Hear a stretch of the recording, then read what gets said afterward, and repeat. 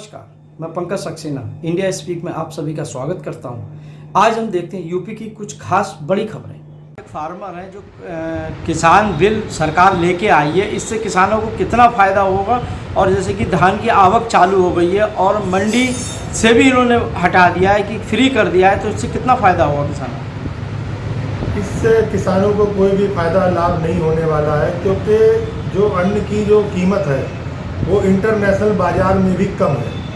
बाहर विदेशों में भी कोई अन्न महंगा नहीं बिकता है अनाज। और अभी तक क्या था, सरकारें जो है उनको मजबूरन जो है या कैसे भी है सस्ता मध्य भाव में या जो भी है लेना पड़ता था।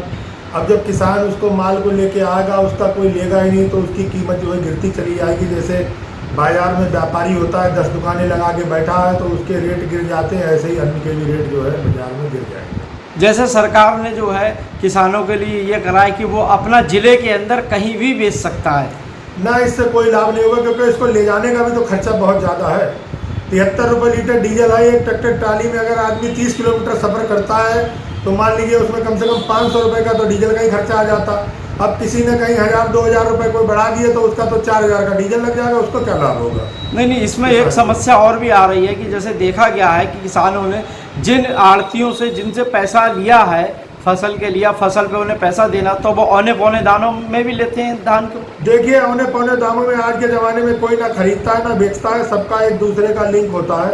वक्त पे किसान को ज़रूरत पड़ती है तो आढ़ती से पैसा लेता है, और आढ़ती भी जो है जब समय आता है तो वो फसल के दाम उसको मिल ही जाते थे लगभग कम या ज़्यादा। किसी का माल हल्का है तो उसके हल्के दाम मिल गए, किसी का अच्छा हल्का। जैसे सरकार कह रही है कि बिचौलिए जो इसमें ठग रहे थे, ऐसा कोई कुछ नहीं। आजकल कोई किसी को कोई ठग नहीं सकता इस जमाने के अंदर। सब आदमी चतुर और चालाक है, कोई बेवकूफ़ नहीं है। तो ये जो तभी अपनी चीज़ अपने भाव से बिकती थी, और लगभग फिर भी पहले ही किसानों के दाम बहुत गिरे हुए थे। अगर एक डॉक्टर के पास जाओ तो एक मिनट के दिखाई के उसके 1000 रुपये हैं, और एक किसान की फसल 1 बीघे की कीमत 2 लाख रुपए, उसमें 1 कुंटल की कीमत उसकी 1000 या 1200 रुपये कीमत आ रही है। तो वह आप देखिए 6 महीने में उसकी कीमत मिल रही है, उसका क्या दयनीय दशा होगी। आज भी 50 साल पहले का ही माहौल है। अगर गांव में चले जाओ, जो आज से पहले था वही आज है, कोई बदलाव नहीं है, कोई कुछ नहीं है। हम लोग जो है इसको बढ़ावा कर रहे हैं, इससे कोई भी लाभ नहीं होना। जो और सिस्टम चल रहा था उसके छेड़छाड़ के साथ सब जो है खराब हो जाएगा। ऐसे ही जीएसटी और भी चीज़ें आने से जैसे पहले व्यापारी वर्ग तबाह हो गया, ऐसे ही अब किसान भी और दयनीय और बेकार हो जाएगा। नहीं, जीएसटी के लिए गवर्नमेंट ने कहा था कि केवल एक टैक्स लगेगा, लेकिन बात एक टैक्स की है ही नहीं। बात यह है कि उस पर टैक्स भी वसूला जा रहा है, उसके बाद वैल्यू एडेड टैक्स भी वसूला जा रहा है, या 2-2, 3-3 बार टैक्स लिया जा रहा है।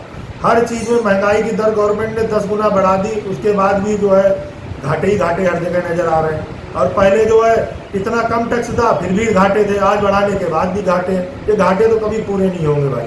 नहीं, पहले की अपेक्षा अगर देखा जाए, जो आप कह रहे हैं घाटे हैं, तो घाटे बढ़े हैं या कम हुए हैं कुछ? घाटे तो सरकार तो कहती बढ़ रहे हैं, लेकिन जो कंज्यूमर है उससे जो है 3 गुना ज़्यादा खर्चा जा रहा है। वो कुछ भी नहीं कर पा रहा। गरीब आदमी तो और गरीब होता जाएगा। कुदरत का नियम है, जितना भी आप ऊपर हिस्से पे लोड डालोगे उसका भार जो है निचले स्तर पर आएगा।